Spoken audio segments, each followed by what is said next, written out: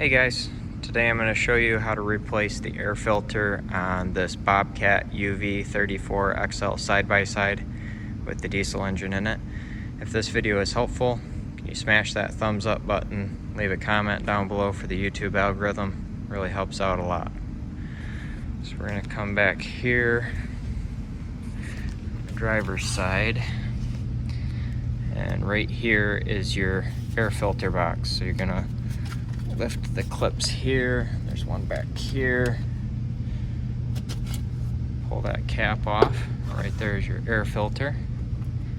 You just pull that air filter out, there's a little circle cone piece there that this filter slides on.